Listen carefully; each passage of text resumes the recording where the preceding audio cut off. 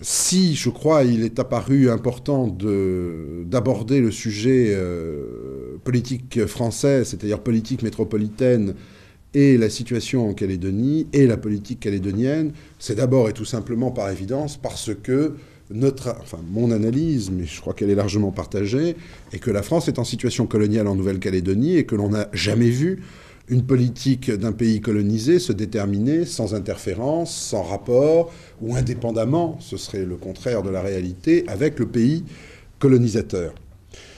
Au-delà de ce thème, je crois que je suis quand même obligé de faire une première observation.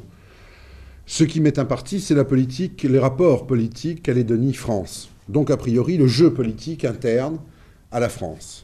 Alors d'abord, première observation, il est bien évident que pour une part, mon discours sera subjectif, en ce sens qu'il se départit d'une certaine analyse qui m'est personnelle, et de jugements de valeur. Pour autant, j'entends que ces jugements de valeur ne soient pas pris autrement que comme des pistes de réflexion sur un certain nombre de domaines. Deuxième observation, c'est que si j'ai à traiter de la politique intérieure, je ne peux pas faire totalement abstraction des relations extérieures de la France, pour deux raisons. D'abord parce que, et ce sera le premier jugement de valeur, l'image gaullienne, entre guillemets, de la France, qui est une notion, à mon avis, largement partagée par l'actuel président de la République, a des conséquences, bien évidemment, à l'extérieur, mais aussi sur la politique intérieure française. Deuxièmement, parce que, en tant que puissance mondiale ou moyenne, analysez-le comme vous voulez, ce n'est pas le débat de ce soir, la position internationale de la France a, c'est évident, des répercussions sur sa politique intérieure. Qu'est-ce que peut faire le gouvernement au regard de son implantation dans le Pacifique? C'est une partie que Jean Chénaud abordera, mais qui, bien évidemment, n'est pas sans lien et sans rapport avec la définition de la politique intérieure française, même si le discours officiel, et notamment au regard de l'ONU, vous le savez, et là-dessus, l'adjectif gaullien va très bien, les gouvernements successifs ont toujours déclaré officiellement ne reconnaître aucune compétence à l'ONU en matière de décolonisation. Je parle des gouvernements français, que ce soit de l'époque de la guerre d'Algérie, où on tire une ligne directe jusqu'à aujourd'hui, à l'époque de la Nouvelle-Calédonie, confère les positions prises par le représentant de la France au regard du comité de décolonisation de l'ONU à propos de l'affaire calédonienne. Dès lors, je le dis d'avance pour m'en excuser un peu, mais en même temps, cela me paraît inévitable, on n'échappera pas à quelques dérapages dans le domaine de la politique extérieure, même si je tâcherai de les limiter au strict nécessaire. Au-delà de l'évidence donc qui résulte du pouvoir colonial et donc de ses implications et donc des implications de la Calédonie dans le jeu politique français, il paraissait important à ceux qui ont organisé ces séminaires d'aborder le sujet pour deux raisons principales et deux sous-raisons. La première de ces raisons, c'est que si bien évidemment c'est le rapport de force sur le terrain qui est déterminant, ce rapport de force est lui-même surdéterminé par les enjeux de politique intérieure, comme d'ailleurs, pour une part, par les enjeux de politique extérieure. Que peut se permettre le gouvernement au regard de la population française? Que peut se permettre la France en termes d'image, je l'ai déjà dit, et de rapports politiques internationaux? Deuxième raison essentielle, à mon avis, c'est que les acteurs de l'affaire calédonienne eux-mêmes, certes à des degrés divers, et on y reviendra parfois pour le regretter, ont eux-mêmes recours au jeu politique intérieur métropolitain. C'est-à-dire, en fait, qu'il y a là une dialectique qui est parfois infernale entre le jeu politique français prenant en otage la situation en Calédonie et les acteurs politiques calédoniens qui, de manière très inégale, encore une fois, je le répète, utiliseront eux-mêmes le jeu politique français, et pas toujours du côté où on l'attend, pour faire trancher un certain nombre de problèmes à propos de la Calédonie. Voilà quelques préliminaires. Je voudrais en faire un troisième, parce que je ne vais pas me livrer à un historique général. D'abord, ce serait lassant, et puis ça prendrait beaucoup plus de temps. Je crois qu'il est quand même important d'avoir quelques idées précises sur ce qui me paraît être une période charnière, c'est-à-dire avant et après 1981, c'est-à-dire l'élection de François Mitterrand. Si depuis les années 1970, on sentait, comme l'on dirait, un frémissement en Calédonie, je vous rappelle les foulards rouges, etc., force est de constater que sur l'échiquier politique métropolitain, en tout état de cause, la Calédonie ne représente rien avant 1981. Certes, on voit apparaître un certain nombre de manifestations locales. Certes, on a le plan d'Ijoux. Certes, On a, par une espèce de symétrie absurde et propre d'ailleurs à l'histoire de la colonisation de ce pays, en même temps que le plan Dijoux, rassurer l'autre bord, c'est-à-dire la dissolution de l'Assemblée territoriale, la création de circonscriptions permettant une représentation loyaliste. Je vous rappelle que pendant toute une époque, il n'y avait qu'un député en Nouvelle-Calédonie, en l'espèce Roch Pidgeot, et qu'on a créé une deuxième circonscription sur mesure pour permettre une représentation loyaliste, et qu'on a modifié les circonscriptions de l'Assemblée territoriale afin aussi de faire pièce à l'UC qui, à ce moment-là, avait entamé son virage indépendantiste. Tout cela est de jeu local. Valéry Giscard d'Estaing ira certes en Nouvelle-Calédonie, se confrontera à l'absence d'accueil de la population kanak, essaiera en même temps, incontestablement par le plan Dijoux, qui est le premier plan de réforme foncière, et Dieu sait que Dijoux est vomi, pour ne pas employer un autre terme, par la population non kanak en Nouvelle-Calédonie. Le plan Dijoux a été ressenti comme une agression directe par rapport à la domination des non-Kanaks en Nouvelle-Calédonie, et l'on entend encore parler, comme datation du début des emmerdements avec les Kanaks, du plan Dijoux qui leur a mis un mauvais esprit dans la tête. Selon le vieux schéma comme quoi les Kanaks ne pensent, et le colonisé d'ailleurs en général, ne pense jamais par lui-même et que c'est toujours quelqu'un d'extérieur qui le manipule. Mais, grosso modo, sur le jeu politique intérieur français, mis à part un passage éclair de Vivien en 1974 au moment de la campagne électorale présidentielle, là je parle de Vivien, Parti socialiste, pas de Robert André, donc d'Alain, ça s'arrêtera là.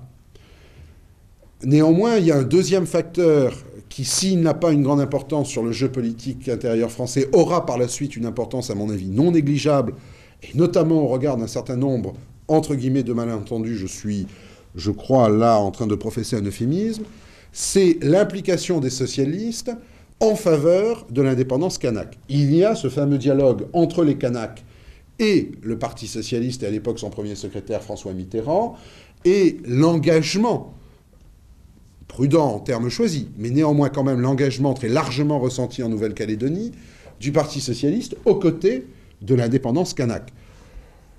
Je vous rappelle qu'il y a d'autres exemples. Il y a une fameuse lettre de François Mitterrand dont circule la copie de l'original à Pouvana, à Aopa, en 1968, en Polynésie, lui disant ô combien son opposition au centre d'expérimentation du Pacifique et aux explosions nucléaires à Mururoa. Bien, ne soyons pas cruels au-delà du nécessaire. Il n'en reste pas moins vrai que, au moins en Calédonie, car cela, je persiste à le dire, n'a aucune influence sur le jeu politique français, on assiste avant le 10 mai 1981 à une bipolarisation locale, gauche égale indépendance et indépendance kanak, droite égale maintien de la présence française. Encore que les choses, à mon avis, méritent d'être relativisées sous deux aspects. D'une part, le soutien des socialistes à l'indépendance kanak paraît relever de la pétition de principe fort intéressée électoralement, et le seul soutien ferme à l'époque des Kanaks, sans discussion, se trouve être le Parti communiste. Mais le dit Parti communiste, on y reviendra, en perte de vitesse, plus une certaine mouvance, que je ne décrirai pas, que tout le monde connaît, que nous connaissons bien en particulier, puisque, en tout cas pour ma part, je ne m'inscris ni dans l'un ni dans l'autre, mais qui posera d'autres problèmes ensuite, j'y reviendrai. Donc, s'il y a une équation en Calédonie gauche égale indépendance kanak, je crois pouvoir dire que cette équation est ressentie au gré des bouteillons, est vécue au gré des bouteillons calédoniens. C'est-à-dire qu'elle est prise de manière caricaturale, globalisée, sans aucune distance, et que localement, il n'y a aucune appréciation des contradictions qui existent au sein de la gauche française, que ce soit entre le Parti socialiste et le Parti communiste, mais que ce soit même au sein du Parti socialiste sur ce terrain, et j'y reviendrai plus tard. La droite est elle-même, à l'époque, divisée en deux camps, l'un plus enclin à tenir compte des Kanaks, ce sera par exemple la FNSC, très minoritaire, moins minoritaire qu'elle ne le deviendra en Calédonie, mais néanmoins minoritaire, plus importante en France. C'est la tentative de toute une époque de Valéry Giscard d'Estaing de se créer ses propres courroies de transmission en Nouvelle-Calédonie. L'autre, assumant sa domination, c'est, je dirais, une droite radicale autour de Jacques Lafleur, majoritaire en Calédonie, et ayant son sort lié à, grosso modo, au RPR en France, mais qui n'existait pas à l'époque, le RPR étant... si, il existait déjà, il a été créé sous Giscard, mais qui va un peu plus loin que le RPR. Je ne parlerai pas là non plus de l'extrême droite, qui est en France à l'époque un épiphénomène, comme quoi les choses changent, et en Calédonie s'intègre encore à l'intérieur du mouvement loyaliste représenté essentiellement quand même par Jacques Lafleur. Voilà, à mon avis, quelle peut être l'analyse du tableau en 1981. Vous pourriez me faire observer à juste titre que mon tableau se cantonne aux forces politiques françaises et qu'elle n'aborde pas le mouvement kanak. Je crois d'abord inutile de rappeler, parce que je pense que tout le monde sait à peu près quelle est la situation avant, c'est le Front indépendantiste. Et puis, je veux dire, là, il y a une position qui est assez claire, il y a une affirmation de revendication d'indépendance et qu'il ne nous appartient pas dès lors d'aller rechercher à l'intérieur du Front, je ne pense pas, surtout à l'époque, quelles peuvent être les différences d'appréciation plus que d'analyse, même si elles deviendront plus évidentes en 84 avec la scission entraînant le départ du LKS. Voilà la situation en 10 mai 81. Je pense que psychologiquement, il est important de souligner que lorsque le 10 mai 81 se produit, les Européens sont certains de l'indépendance. On rase les murs à Nouméa. On rase les murs dans Nouméa-la-Blanche. Et du côté des Kanaks, l'espoir est énorme. Alors, sans retracer une seconde période, qui sont les années 81 à 84, c'est-à-dire novembre 84 et les événements, je pense qu'il n'est quand même pas inutile de préciser un certain nombre de points. Entre 81 et 84, si le gouvernement socialiste prendra conscience de la situation coloniale invraisemblable de la Nouvelle-Calédonie, souvenez-vous du discours remarquable d'Henri Emmanuelli lors de son premier voyage en Nouvelle-Calédonie devant l'Assemblée territoriale, discours qui gèlera sur place la droite locale et qui apportera un certain nombre de satisfactions, au moins morales et orales, au mouvement indépendantiste. On entamera un certain nombre de réformes. C'est la période, je dirais donc, Nucci-Emmanuelli. Je dirais aussi que ces réformes resteront, comme l'a dit un Premier ministre en charge du pays en 1984, sous le règne du trop peu et trop tard. En effet, d'une part, sans méconnaître l'habilité politique des uns et des autres, il est incontestable, à mon avis, que le jeu politique qui a été joué en Nouvelle-Calédonie entre 1981 et 1984 par le pouvoir français, qui a abouti à la prise du pouvoir par le Front indépendantiste allié à la FNSC, relevait d'un jeu politique métropolitain et très florentin, mais qui ne correspondait pas ni aux nécessités, ni aux réalités locales. La preuve en est d'ailleurs, c'est que dès lors que le plan Lemoine arrive sur le territoire, dès lors que les élections sont programmées, non seulement le FNLKS entame son boycott et on voit naître les événements de 1984, mais il est inscrit dans la logique électorale du plan Lemoine, la défaite du FNLKS, car la FNSC sera laminée. Là, on en arrive aux propres contradictions du Parti socialiste à l'époque. Le Parti socialiste reste au pouvoir, si j'ai bonne mémoire, avec le Parti communiste jusqu'en 84. Le Parti socialiste est majoritaire à lui seul à l'Assemblée. Et je dirais que le Parti socialiste et le gouvernement socialiste se trouveront enfermés dans des contradictions qui sont vieilles comme l'histoire du mouvement socialiste français. Alors il y a une vision purement décolonisatrice. C'est incontestable, je ne crois pas que l'on puisse l'ignorer. C'est le discours d'Emmanuelli, et c'est une vision sincèrement décolonisatrice. Mais cette mission décolonisatrice, comme dans l'histoire du mouvement socialiste français, elle peut s'apprécier de deux manières. Elle peut s'apprécier au regard d'une décolonisation pure et simple, ou elle peut s'apprécier au regard, malgré tout, de la mission civilisatrice de la France. Et je mets 35 guillemets au mot mission civilisatrice de la France. Et visiblement, le Parti socialiste et surtout le gouvernement, certains hommes qui sont issus politiquement et historiquement de la loi cadre, c'est-à-dire de cet espoir qui ont été pour l'ensemble des colonies, cette situation d'évolution de la loi Defferre. Defferre, à l'époque, est ministre de l'Intérieur, et il ne pèsera pas, on ne le dira, on ne le sait pas assez, mais on ne le dira jamais assez, et il ne pèsera pas d'un petit poids sur un certain nombre de freinages par rapport à la Nouvelle-Calédonie et par rapport au DOM-TOM en général, dont je vous rappelle que pour une part, il est le ministre de l'Intérieur et le ministre de tutelle du secrétariat d'État, avant, quand il n'était qu'un secrétariat d'État au territoire et département d'outre-mer. Le président de la République n'est pas lui non plus, quelle que soit sa connaissance et son sens de l'histoire, n'est pas non plus exemple de ce passé, dont certains diraient qu'il relève d'un passif, mais qui, en tout état de cause, véhicule les contradictions que l'on verra quotidiennement. C'est-à-dire cette perpétuelle bonne volonté mise en échec à la fois au regard de l'impossibilité de gérer localement une situation. Je voudrais quand même rappeler, à titre d'anecdote, que je me souviens avoir reçu des coups de téléphone des ministres, des conseillers de gouvernement à l'époque, c'est ainsi que ça s'appelait, du Front indépendantiste lorsqu'ils étaient, Jean-Marie Tjibaou était vice-président et qu'ils étaient donc alliés à la FNSC, pour avoir des textes de loi. Et quand à la troisième fois, j'ai fini quand même par dire, écoutez, vous êtes bien brave, mais enfin, vous avez un service d'études administratives à Nouméa, ces textes de loi, ils les ont. Et que je me suis entendu répondre, mais écoutez, que oui, t'as raison, mais quand on te les demande, tu nous les envoies en 8 jours, et quand on leur demande, on les a au bout d'un mois et demi.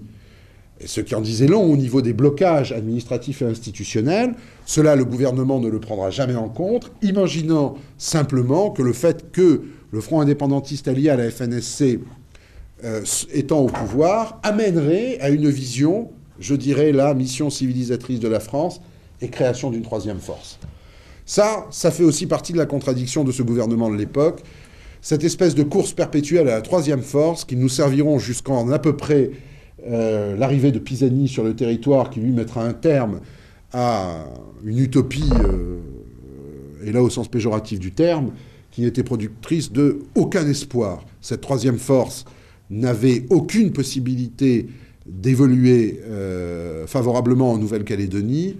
L'histoire aurait pu apprendre que partout ailleurs, elle n'avait pas évolué, non moins favorablement. Je rappelle que troisième force, ça veut dire aussi troisième voie, et que troisième voie, ça voulait dire décolonisation tout en restant dans le giron français grâce à la mission civilisatrice de la France, et qu'en l'espèce, c'était quelque chose qui paraissait totalement invraisemblable aux observateurs qui pouvaient connaître un minimum le terrain compte tenu de la radicalité de la confrontation. Alors, je crois que ça, c'est un point sur lequel je me suis un peu étendu, mais cette période 81-84 va être à la fois riche d'espoir et non moins riche de désillusion, en tout cas du côté kanak. Et riche d'illusions du côté du gouvernement, ce qui expliquera très probablement cette assurance de Georges Lemoyne, brave homme au demeurant s'il en est, que son plan ne serait pas boycotté, que tout cela rentrerait dans l'ordre et qu'on rentrerait après Nainville-les-Roches dans un processus, au fond, d'évolution qui, aux merveilles, n'a pas été possible dans l'histoire auparavant. Je voudrais aussi rappeler qu'au mois de novembre 84, au moment où la situation se noue, et où, à la surprise de tout le monde, même de ceux qui étaient proches du FNLKS à l'époque, la détermination des Kanaks sur le terrain et leur capacité à intervenir surprend le gouvernement. Il faut voir ce que c'était sur le plan, je dirais, de maintien de l'ordre. Ça a été la découverte totale, mais surprend en fait tout le monde, probablement d'ailleurs quelque part eux-mêmes, les dirigeants et le mouvement kanak en son entier. Mais au moment où ces événements surviennent, souvenons-nous quelle est la situation en métropole. C'est la déroute du gouvernement. Nous sommes en 84, après la période de rigueur. Nous allons rentrer dans des conflits où nous y sommes, je n'ai plus mémoire en date de conflits de l'école privée. On y est en plein, où ça a commencé. Les sondages sont sous l'eau, et on a peut-être le plus jeune Premier ministre de la France qui nous sert de la modernité, encore de la modernité, et toujours de la modernité. Il n'empêche pas moins que tous les sondages sont catastrophiques pour les prochaines élections législatives. Et que non seulement le Parti socialiste est perdant, mais que la remontée qui se produira et qui donnera le résultat dont vous vous souvenez en 1986 est totalement improbable en 1984. C'est donc une droite revancharde, qui n'a jamais admis sa défaite, c'est incontestable, en 1981, qui existe en France face à un pouvoir d'État qui, s'il est assumé par un homme d'État, s'il en est, qui n'a pas peur des leviers du pouvoir, néanmoins se trouve assumé aussi par un gouvernement, une opinion publique déroutée et largement montée contre le dit gouvernement. À partir de ce moment-là, il y a deux manières de voir les choses. Comment le problème calédonien a-t-il été traité en France et comment les acteurs du jeu politique calédonien ont-ils appréhendé le jeu des acteurs politiques français? Je pense que la première manière de voir les choses se joue à deux, puis à trois, c'est-à-dire à partir comment le problème calédonien a-t-il été traité en France. À gauche, le Parti socialiste est pris perpétuellement dans les mêmes contradictions, les mêmes causes produisant les mêmes effets, il n'y a pas vraiment de raison que ça change, et on se trouve toujours coincé entre décoloniser, mission civilisatrice de la France, et, facteur que j'avais oublié tout à l'heure, mais je l'ai dit tout au début de mon propos, vision gaullienne de la France dans le monde, et donc des intérêts français. Paix à son âme, il est mort, je ne rappellerai pas quelques déclarations célèbres d'un député du Rhône sur ce registre, et qu'arrivait en sous-marin recouvert de blanc sur le territoire de la Nouvelle-Calédonie de Charles Hernu, pour ne pas le citer. Et là, y compris d'ailleurs dans le domaine du mensonge, car c'était un mensonge que de dire qu'on allait installer une base maritime en Calédonie ou l'agrandir, etc., etc., ce qui n'a jamais été le cas, et en réalité jamais prévu. Ce n'était que vraiment un effet d'annonce politicien, au sens le plus péjoratif du terme, s'il est possible. Et ce Parti socialiste, ce gouvernement, pris dans ces contradictions, il y a au moins un point sur lequel, en tout cas, il faut leur rendre hommage, c'est qu'ils n'ont pas fait tirer. Ils n'ont pas fait tirer.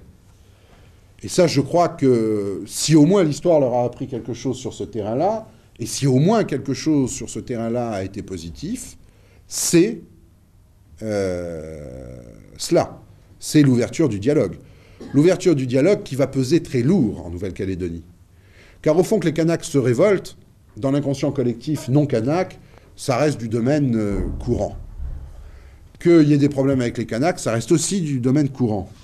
Mais qu'en réponse, les forces de l'ordre ne répriment pas, ou en tout cas se cantonnent au strict nécessaire, et que politiquement l'on annonce l'ouverture du dialogue, en reconnaissant donc par là une certaine légitimité à la revendication kanak, c'est une inversion des valeurs auxquelles on n'avait jamais assisté en Nouvelle-Calédonie.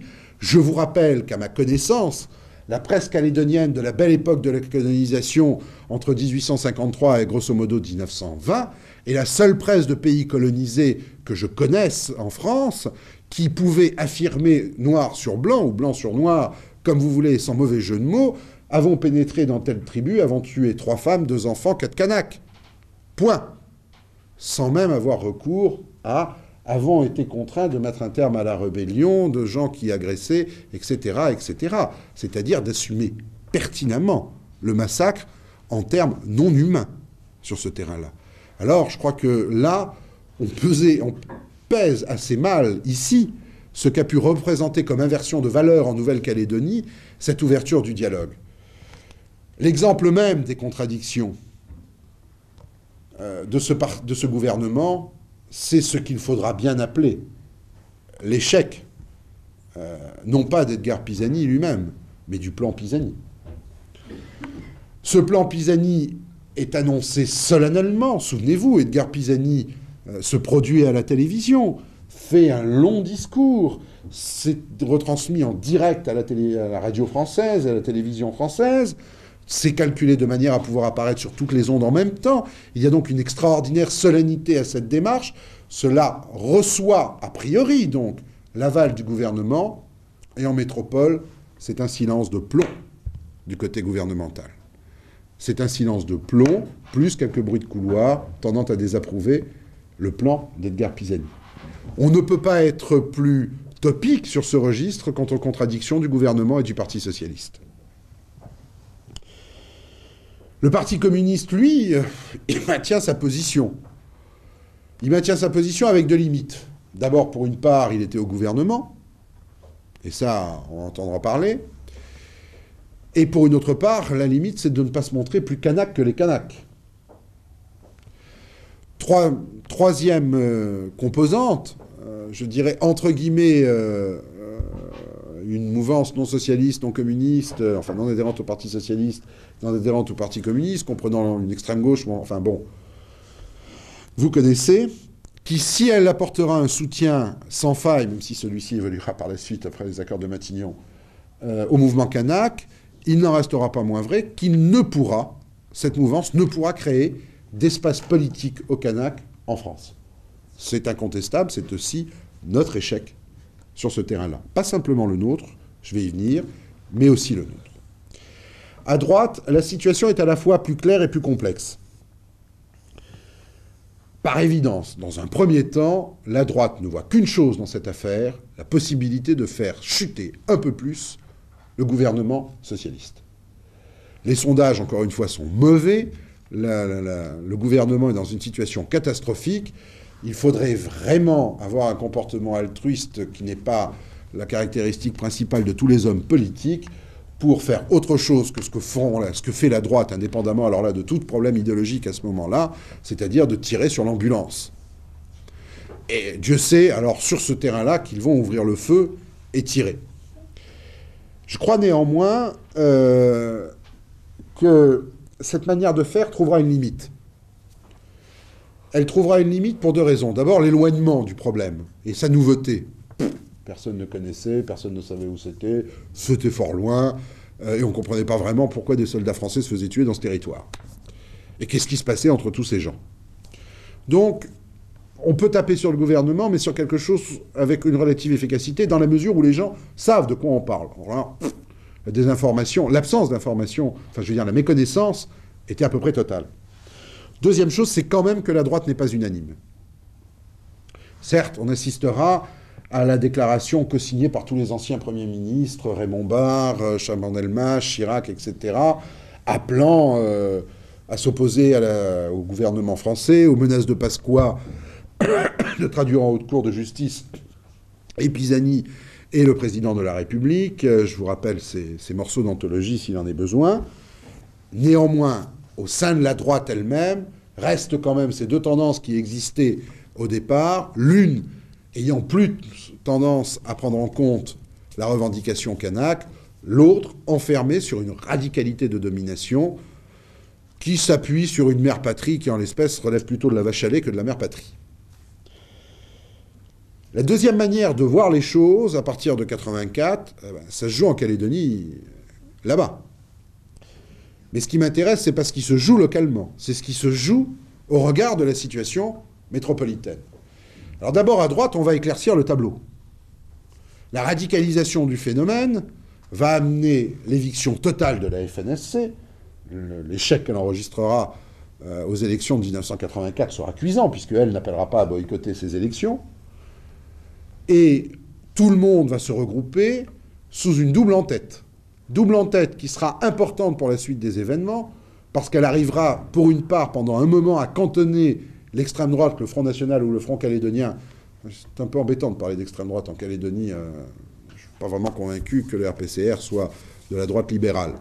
Mais en tout état de cause, reprenons cela pour la commodité du propos, qui va donc arriver à relativement cantonner le Front Calédonien et le Front National. C'est le bicéphalisme du RPCR entre Jacques Lafleur et Larocque. Larocque, maire de Nouméa, factieux s'il en est. Je vous rappelle que lorsque l'Assemblée territoriale sera envahie par un groupe de jeunes trublions qui feront plus de dégâts dans les années 82, au moment du changement, donc front indépendantiste là-dessus, le maire approuvera publiquement et devant les caméras de télévision l'invasion de l'Assemblée territoriale. Et Roger Larocque était incontestablement ce que l'on pourrait appeler un homme d'extrême droite autoritaire, sûr d'être blanc. Je ne parle pas du Kéwé qui, dans le débat, là, ne présente strictement aucune autre importance que d'être peau noire et masque blanc, selon une vieille définition que vous connaissez comme moi et qui n'a aucun intérêt. C'est donc je dirais, l'élimination de toute solution de troisième voie modérée ou quoi que ce soit, l'élimination politique, mais si j'ose dire aussi l'élimination physique. Car des gens comme Haïfa, Morlaix ou autres, ou Cherrier, se tairont, et se tairont non seulement déchirés par les événements, mais se tairont en termes de sécurité. Se tairont en termes de sécurité, car plus encore que les Kanaks, plus encore que les Européens ou les non-Kanaks directement partie prenante du FNLKS, ceux-là sont physiquement en danger dans la ville blanche de Nouméa ou à Bouraï, dans le cadre de Jean-Pierre Haïfa. Il y a là un espace politique qui ne s'est pas retréci, qui est devenu inexistant, du jour au lendemain, et qui démontrait bien d'ailleurs l'inanité historique de cette création de troisième force et de troisième voie, tant la radicalisation la rendait impossible. Le FNLKS, lui, malgré la scission du LKS, montre sur le terrain une unité que l'on verra s'exprimer de manière claire en septembre 1985, puisque le FNLKS regroupera à ce moment-là 83% du vote kanak, ce qui est un score tout à fait extraordinaire. Score dont il n'est pas négligeable de dire qu'il étonnera la masse des non-kanaks ralliés à la fleur, qui apprendront là qu'on leur avait peut-être raconté quelque part des histoires. Moi, c'est des réactions que j'ai enregistrées, j'étais au moment des élections, en leur disant que le FNLKS est un ramassis de voyous, proxénètes, etc. Les proxénètes à Nouméa, surtout à l'époque, n'étaient pas vraiment monnaie courante.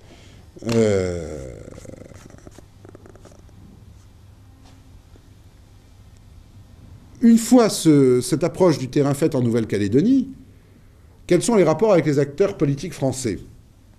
Alors, je crois constater que la droite, elle, était parfaitement capable de gérer ses rapports avec les acteurs politiques français. C'était clair. Bon, communistes, l'extrême gauche, de toute façon, n'en parlons pas. Je me souviens de... Frogier avait demandé à l'estimable organisation dont je suis le secrétaire général, c'est-à-dire la Ligue des droits de l'homme, une entrevue. Alors, on avait accepté l'entrevue. Il était venu nous expliquer que le FNLKS, c'était en fait quelque chose manipulé par la LCR, car un tel était... Enfin, j'ai découvert une influence du trotskisme que je ne connaissais pas depuis longtemps. Je sais bien que les trotskistes ont une vieille habitude d'entrisme. Alors là, c'était vraiment totalement affolant. Et surtout, un degré de maturation politique marxiste-léniniste du mouvement kanak qui m'était jusqu'ici resté inconnu. Mais enfin bon, ça, c'était, je dirais, la diabolisation. Entre mot terrorisme, ni communiste, c'était d'ailleurs une espèce de tautologie. Les socialistes, c'était ce que l'on peut voir dans ces images tournées le 8 mai 85 à Nouméa, cette population qui prend à partie le caméraman d'Antenne 2 sur le thème Antenne 2 socialiste, socialiste raciste, Antenne 2 raciste. Et c'était au fond le lien absolu sur ce terrain-là contre le gouvernement socialiste, alimentant sur ce point la politique de la droite en métropole. La politique de la droite en métropole le rendant bien à partir de ce moment-là au RPCR de Jacques Lafleur. C'est-à-dire que toute voix s'est tue, souvenez-vous. Toute voix s'est tue, il faudra attendre 86, c'est-à-dire la prise du pouvoir par la droite, pour voir réapparaître, et encore très modérément, un certain nombre de divergences. Mais qui existaient toujours en dessous, comme un torrent sous la glace, c'est incontestable, mais qui néanmoins ont été totalement tues politiquement, et qui ont été assumés. Alors c'est les voyages de Léotard, c'est les voyages de Chirac, etc., etc. Vous vous en souvenez comme moi, de manière systématique au soutien de Jacques Lafleur. Il faut bien dire, et ça ce sera à couper sous le micro, que Jacques Lafleur avait des instruments sonnants et trébuchants particulièrement intéressants pour la préparation des élections de 1986, qui tout compte fait finissaient par ne pas s'annoncer aussi bien que cela pour la droite. À quelques epsilons de mois près, a toujours souffert d'une absence de représentation politique cohérente en métropole, surtout et dès lors qu'il a, pour des raisons politiques qui lui appartiennent, dont on peut contester l'intérêt concret mais qui sont tout à fait, alors là, légitimes et sur lesquels je ne considère personnellement ne pas avoir à polémiquer ou à donner un avis contraire, surtout dès lors qu'il avait perdu cette base purement matérielle et logistique, mais y compris politique, qui était le député qu'ils étaient sûrs de faire réélire à chaque fois, qui était Roch-Pidgeot jusqu'à la fin, et qui, au cours d'une convention du FNLKS, était décidé de ne plus représenter de députés là-dessus. Et donc tout est parti à droite.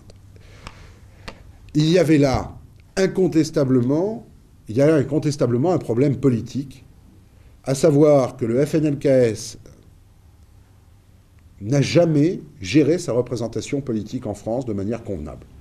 Alors bon, c'est dit, on l'a dit, enfin moi je l'ai dit, je ne crois pas être le seul, aux représentants du FNLKS à maintes reprises, à l'exception d'une période en 84 avec la présence d'Octave Teugnat, d'autres périodes très courtes au gré de passage des uns et des autres, tel a été, à mon avis, le cas général. Cela a des conséquences lourdes. D'abord, ça va avoir laissé le mouvement de soutien dans une certaine impéritie. Deuxièmement, le FNLKS, à ce moment-là, s'est trouvé probablement dans la pire situation qui soit. C'est-à-dire d'avoir à dialoguer avec celui qui représentait l'État français, c'est-à-dire la force coloniale, qui n'était pas son premier ennemi. Par évidence, le gouvernement socialiste n'était quand même pas son premier ennemi. Et en même temps, de devoir dialoguer avec quelqu'un contre lequel il ne pouvait que légitimement et institutionnellement s'opposer. Comme au surplus, ce pouvoir socialiste se trouvait pris dans les tenailles de ses contradictions internes, de son rapport de force totalement défavorable par rapport à la droite sur le territoire de la métropole, ça devenait un exercice totalement périlleux. Il est encore trop tôt pour dire et raconter un certain nombre de choses sur ce terrain, mais je vous garantis bien que, notamment en matière judiciaire, il y a eu quelques exercices de haute voltige sur ce terrain, dans la mesure où, bien entendu, et au surplus, dans cette logique-là, le gouvernement ne tenait pas ses cadres locaux, et notamment les magistrats. Je pense à un procureur général de l'époque qui s'appelait Bilbao. 1986. Arrive 1986, la prise de pouvoir de la droite, et bien le processus se poursuit, avec deux différences. La première d'entre elles, c'est que la radicalité de Jacques Lafleur sur le terrain va être encore, si j'ose dire, plus radicale. C'est vrai. C'est vrai que Pons n'était pas plus radical que Jacques Lafleur. Et c'est vrai que Pons a tenté par moments de freiner Jacques Lafleur. Et c'est là qu'on verra réapparaître les contradictions au sein de la droite entre les centristes, sorte de velléitaires maladifs de la politique, qui diront perpétuellement « on veut pas ça », mais voteront. Par exemple, l'organisation des élections territoriales le jour du premier tour de la présidentielle avec les résultats que l'on connaît et malgré l'avertissement clairement dit de Jean-Marie Tjibaou, un Jacques Lafleur qui, alors, si j'ose dire, jouera son va-tout. Dans sa radicalité, Larocque a disparu, Larocque a disparu et une partie de la digue contenant droite et extrême droite a donc sauté, et Jacques Lafleur va s'affirmer pour ce qu'il est, c'est-à-dire certes le chef d'une droite très radicale, mais aussi un parrain, et en ces termes-là, il va jouer son va-tout politique sur le terrain. Il va exiger tout de l'administration, aura en fait tous les pouvoirs, fera virer Montpezat parce qu'il trouvera que Montpezat, dont la nomination au départ n'avait pas été mal accueillie par le FNLKS, n'avait pas laissé de mauvais souvenirs au Dom-Tom, Montpezat en tout cas pas trop mauvais, lequel va se trouver complètement enfermé dans la tenaille Pons-Lafleur et va évoluer vers la situation d'illégalité manifeste, assumée et permanente que mettra en œuvre le gouvernement de la République sur le territoire de la Nouvelle-Calédonie entre 1986 et 1988. Il suffit de se reporter au registre de délibération du tribunal administratif pour constater le nombre de décisions du gouvernement annulées, enfin du haut-commissaire, du conseil exécutif, etc., annulées pendant cette période et sur lequel, imperturbablement, l'administration s'assoira de manière constante. Jacques Lafleur jouant son va-tout politique, ce sera le durcissement de la situation, je ne reviendrai pas là-dessus, si ce n'est que, au fond, il y en a un là-dessus qui réclame les dividendes. Et c'est effectivement Lafleur. Lafleur qui se rappelle au bon souvenir de ses amis, qui leur dit vous avez utilisé la Nouvelle-Calédonie, je vous ai soutenu de toutes les manières, y compris matérielles pour les élections de 86, c'est moi le patron ici, renvoyez l'ascenseur.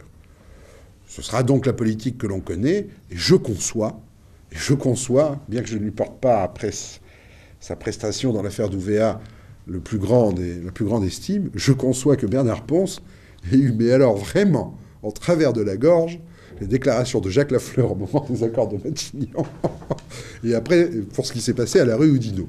Parce qu'effectivement, quelque part, Pons a quand même dû avoir, mais vraiment le sentiment de passer pour un con et de s'être fait avoir, comme il est rarement possible en politique. Et sur ce terrain-là, acte lui en sont donnés, ça n'enlève rien au reste de son passif qui reste, à mon avis, tel qu'il le rend indigne des fonctions qu'il exerce. Le FNLKS, quant à lui, ne trouvera pas en France, pour de multiples raisons, les appuis politiques qu'il souhaite. Première de ces raisons, c'est ce que j'ai dit, effectivement, de ne pas avoir su gérer sa représentation sur le territoire. Deuxième de ces raisons, c'est que le Parti socialiste, certes, mais le Parti socialiste est un parti qui a vu passer la défaite au sens plein du terme, de très près en 86. Je rappelle que le nombre de députés était totalement inespéré pour le Parti socialiste en 1986, qui espère bien revenir au gouvernement, tant il est vrai que la défaite de Jacques Chirac est assez inscrite dans le processus et que personne ne donne cher de la peau de Jacques Chirac face à François Mitterrand, et que par conséquent, à fort de, entre guillemets, une culture de gouvernement, est appelé à y revenir peut-être 2 ans plus tard. Il n'entend pas compromettre ses chances en ayant un discours ou une pratique radicale au regard de la Nouvelle-Calédonie. Au demeurant, il n'a rien à attendre du mouvement kanak qui n'appelle pas aux élections, qui boycotte les élections nationales et européennes. Ça avait été déjà fait dans le temps.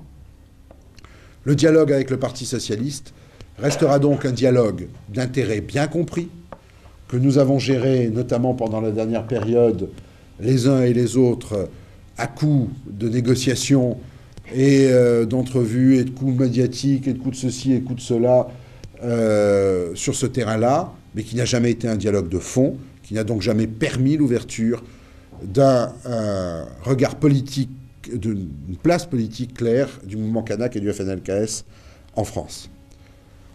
Parti communiste, lui, aboie, mais la caravane de l'histoire étant passée, ses aboiements baissent de tonalité constamment. Quant au reste, ça ne suffira toujours pas à créer un espace politique au mouvement kanak. Lorsque nous arrivons à l'affaire d'Ouvéa en 88, et c'est là-dessus que je voudrais en terminer, au travers de cette chronologie qui me paraît assez révélatrice du jeu politique, 2 choses me resteront de cette affaire d'Ouvéa. La première, enfin de cette affaire d'Ouvéa et de Matignon. La première, c'est la déclaration de Pierre Bérégovoy approuvant l'intervention militaire à Ouvéa. Je sais que le réveil ce matin-là a été dur. Quand j'ai ouvert mon poste de radio, j'ai appris 15 morts, c'est ce qu'on disait à ce moment-là, plus la libération de Kaufmann et des autres, plus le retour pour faire bien de je ne sais plus qui, Prieur ou l'autre, de Muru. Et je me suis dit vraiment, si avec ça, Tonton n'arrive pas à passer, passe, il aura de la chance. En quoi d'ailleurs on devait probablement paniquer un peu, puisque les sondages confidentiels qui ont été réalisés mais non publiés ont démontré que avant cette semaine-là, Tonton était à 56% des voix, qu'il est retombé à 52% après cette succession de coups de Jacques Chirac, et qu'il est donc remonté à 54,5% au moment de l'élection. En conséquence de quoi, on a le droit de conclure qu'il n'avait jamais été vraiment en danger. Telle n'a pas dû être son analyse, parce que je considère être une démarche purement politicienne et de raison d'État, avec tout ce que cela a de détestable et de faux, ce pouvoir, le président de la République, par l'intermédiaire de son représentant Bérégovoy, a approuvé, non seulement en ayant donné l'ordre lui-même, mais pour le reste, l'intervention à Ouvéa. Deuxième chose que je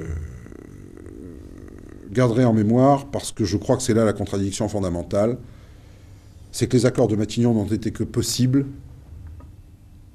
en ce qu'ils constituent un incontestable recul par rapport au plan Fabius-Pisani qu'au regard de la volonté politique délibérée du gouvernement de ne pas aller au-delà.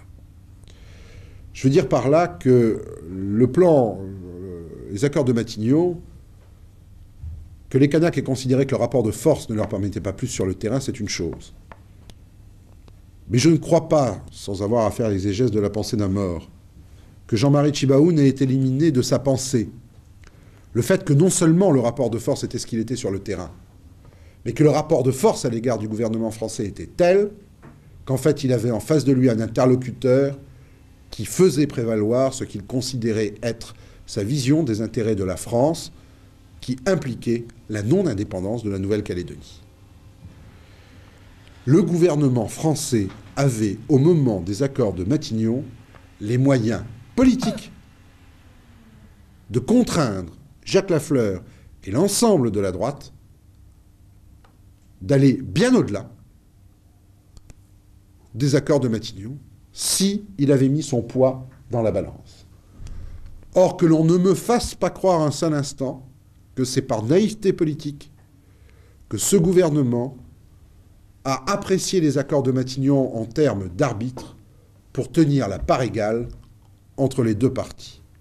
Outre le fait que ce serait là une curieuse conception de l'histoire de la colonisation et de ses conséquences que de mettre sur un pied d'égalité le colonisé et le colonisateur, je pense, et c'est mon avis, que cela, au-delà de la rouerie politique, correspondait à une volonté bien déterminée, car ce jeu-là permettait, ou du tout moins il le croit, et il le croit encore, la prééminence des intérêts français en Nouvelle-Calédonie et l'absence d'indépendance. On n'a jamais entendu un mot de favorable de ce gouvernement et des hommes qui le composent dans le passé quant à cette approche, au moins, qu'était le statut Fabius-Pisani et le plan d'indépendance-association mis en avant par Edgar Pisani. Il y a donc sur ce terrain-là l'expression claire de ce que j'exprimais tout à l'heure quant aux contradictions du Parti socialiste et du gouvernement socialiste, à savoir, certes, décolonisons, mais d'abord avec la mission civilisatrice de la France, et toujours dans le cadre des intérêts français. C'est au fond cette phrase de Léopold Sédar Senghor qui disait « La France est un pays merveilleux, il veut le pain pour tout le monde, la justice pour tout le monde, la culture pour tout le monde, la liberté pour tout le monde, à la condition que ce pain, cette justice, cette culture et cette liberté soient françaises. » Je ne me souviens plus si l'ordre est tout à fait exact, mais je garantis l'authenticité, en tout cas, du contenu essentiel. Qu'est-ce que je tire en conclusion et en forme de réflexion de ce propos? J'en tire d'abord il y reviendra peut-être, mais une assez grande désillusion. Je ne méconnais pas les accords de Matignon, leur intérêt. J'ai appelé très clairement à voter pour. J'ai combattu politiquement ceux qui voulaient l'abstention ou qui ont appelé à voter contre. Je parle dans ma famille politique, et je ne le regrette pas, car je ne pouvais pas prévoir à l'époque que 2 hommes allaient mourir, et que 2 hommes de la taille de Jean-Marie Tjibaou et de Yewene Yewene, dans une population au total de 170 000 habitants, ont une autre importance qu'un homme politique en France, quelle que soit sa dimension et sa stature. Et que là-dessus, j'ai effectivement aujourd'hui quelques interrogations sur, je dirais, la mise en œuvre des accords de Matignon au regard de la capacité de les faire respecter en l'absence de de les faire respecter dans leur aspect positif, en l'absence de Jean-Marie Tjibaou et de Yewene Yewene. Et ça, c'est un autre débat. Le deuxième enseignement que je tire, c'est que la Calédonie n'a jamais été vue en France que comme l'expression d'un jeu politique intérieur français, au pire, et au mieux, du jeu politique extérieur et gaulien de la France au regard de sa situation dans le monde. Qu'au demeurant, les intérêts des uns et des autres sont passés très largement au-dessous. Certes, il y avait des contradictions, les socialistes n'ont pas fait tirer, cela ne nous a pas empêchés d'ensuite ne pas imposer un choix politique clair au nom des intérêts de la France au moment des accords de Matignon. Et si j'ai une critique politique à faire, c'est bien celle-là. Troisième enseignement, c'est qu'effectivement, je considère que le FNLKS a été toujours carent dans sa gestion du jeu politique français, qui était pourtant un élément pour lui surdéterminant de sa politique, dès lors que c'est quand même avec la puissance colonisatrice qu'il traite, et pas avec une autre, que ce soit en termes d'affrontement ou de négociation. Quatrièmement, qu'au contraire, la droite, sur ce terrain-là, a su parfaitement jouer de son cynisme et de son, entre guillemets, réalisme politique. Vous savez, le réalisme est souvent l'alibi du conservatisme. En l'espèce, là, ça a été une réalité politique très nette, soit par intérêt dans le jeu politique métropolitain, soit parce que ça servait aussi ses visions idéologiques. Et je dois dire que sur ce terrain, il faut bien au moins reconnaître à cette droite un avantage, c'est qu'elle n'a jamais eu peur d'avancer à visage découvert. Je vous rappelle les déclarations insensées de Pons sur « il n'y a pas de Kanaks en Calédonie, ni avec des métis ». Je vous rappelle aussi que la première mesure prise par Jacques Lafleur et ses FID en 1900, lorsqu'ils reviennent au pouvoir à l'Assemblée territoriale sur le nouveau statut, et qu'il déclare, en première mesure, c'est de baisser les impôts, de s'acheter une voiture et d'augmenter de 70% leurs revenus. C'était on ne peut plus clair quant à leur affirmation de domination. Alors je reprends une vieille terminologie qui est plus de mode, mais enfin qui est vraiment une domination de classe nette et précise. Et que sur ce terrain-là, je dois dire que je regrette que nous n'ayons pas su mieux jouer en France afin de créer cet espace politique qui manque encore aujourd'hui aux Kanaks, qui n'ont pas, et alors qu'ils en ont, à mon avis, besoin plus que jamais, de soutien de nature à créer cet espace politique en France. Alors, au-delà de ça, la Calédonie et l'Europe, les dom-toms et l'Europe. Quelle va être l'influence de 1992 sur les dom-toms et l'Europe et de la Calédonie? À mon avis, bien malin d'abord qui pourra le dire, et puis tout bon ou tout mauvais. Paradoxalement, je ne suis pas convaincu à l'encontre de certains amis tel ou tel mouvement indépendantiste que ça aura des effets totalement pervers. Si la politique est actuellement poursuivie, se perpétue, je pense à la Calédonie, et notamment cette espèce de corruption généralisée par l'argent, je ne parle pas là en termes d'individus, mais de corps social et de mode de développement, auquel procède le gouvernement français en Nouvelle-Calédonie, se perpétue, l'Europe ne sera qu'une béquille de ce processus. Une béquille financière en apportant encore un peu plus de fonds. Je crois qu'il y aurait beaucoup plus de choses à attendre. Enfin, je crois que là-dessus, pour l'Europe comme pour la France, il y a deux visions. Il y a une Europe ou une France frileuse, repliée sur elle-même, où il y a le discours de Cancun. Alors, si c'est le discours de Cancun dans sa totalité, personnellement, je ne vois pas d'inconvénient à ce que l'Europe joue son rôle dans le monde, et la France parmi elles. Si c'est l'approbation en demi-teinte de l'intervention au Panama, personnellement, je ferai autre chose. Hein. Mais ce n'est pas ma tasse de thé. Est-ce que ça aura des effets économiques induits? C'est évident. Leur nature, à mon avis, il est beaucoup trop tôt pour le préciser, ce d'autant plus que si déjà l'Europe, l'acte unique européen, pose de redoutables problèmes techniques en Europe continentale, alors je vous rappelle que les statuts fiscaux des territoires d'outre-mer sont totalement différents et que pour une part, les statuts fiscaux et sociaux des départements d'outre-mer sont eux-mêmes différents. Ce qui fait que les adaptations sur ce terrain-là vont être encore beaucoup plus complexes là-dessus, étant précisé qu'à chaque fois, en plus, la France émet traditionnellement, et la Commission européenne est bien obligée d'en tenir compte, sa réserve concernant l'adaptation à ces différents confettis de l'Empire. C'est à pas qu'à nous que ça va se poser, d'après ce que j'ai cru comprendre, mais en tout état de cause, voilà. Alors, je crois que la Calédonie, par rapport aux autres dom-toms, on ne peut pas ne pas remonter dans l'histoire. C'est-à-dire que chacun des dom-toms restants en métropole ont une histoire bien particulière, et que cette histoire fonde quand même des divergences, des différences importantes. La relation aux colonisateurs en Guadeloupe, en Martinique ou à La Réunion ne peut pas être la même, et ni de la même nature, qu'en Polynésie ou qu'en Calédonie. Si j'ose dire, l'histoire de la colonisation s'est plaquée dans les DOM. En Guadeloupe, en Martinique et à La Réunion. parce que de coloniser, il n'y en avait pas. Les Indiens, on a assez vite éradiqué, hein, il n'y a plus grand monde.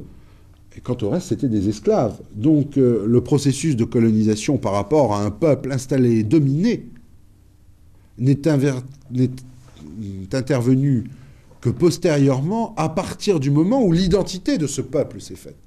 Le paradoxe est effectivement que la seule transversalité qui devrait exister entre deux pays du Pacifique ne s'exprime au demeurant qu'au travers de la puissance colonisatrice et au travers de sa peur irrépressible d'être exclue d'un territoire qu'elle considère comme le sien au bénéfice d'intérêts sur lesquels nous partageons peut-être des avis divergents, mais qui, moi en tout cas, ne me paraissent pas justifier la politique de colonisation qui est menée encore aujourd'hui, non seulement en Polynésie bien sûr, mais y compris en Calédonie.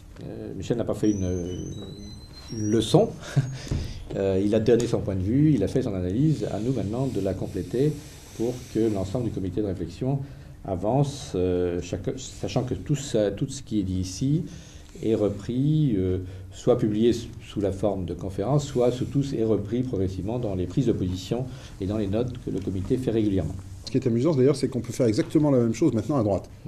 Je veux dire que la manière dont Jacques Lafleur a échappé au RPR et a planté quand même incontestablement le RPR, enfin il suffit de voir l'attitude de Jacques Lafleur et de... comment s'appelle-t-il l'autre député RPCR Canac, là. Nénou, à propos du débat sur la loi d'amnistie par rapport à Mazo et au reste, pour se rendre compte en définitive que, y compris du côté de la droite, le débat calédonien s'ancre de rancœur passée, bon ça c'est le problème de ce qu'a fait faire Jacques Lafleur et ce sur quoi après il est revenu au RPR, mais où l'UDF, les centristes, etc., renvoient la balle au RPR par rapport à la situation.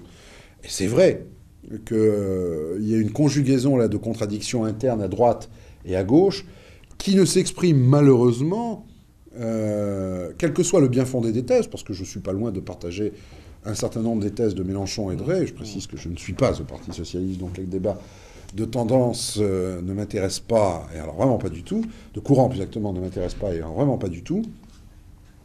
C'est vrai que c'est d'abord perçu en termes de est-ce qu'on fait une peau de banane à Rocard sur ce terrain-là, ou est-ce qu'on fait une peau de banane à Chirac ou à Ponce sur ce terrain-là, sans tenir compte de ce que ça veut dire sur le terrain en Nouvelle-Calédonie.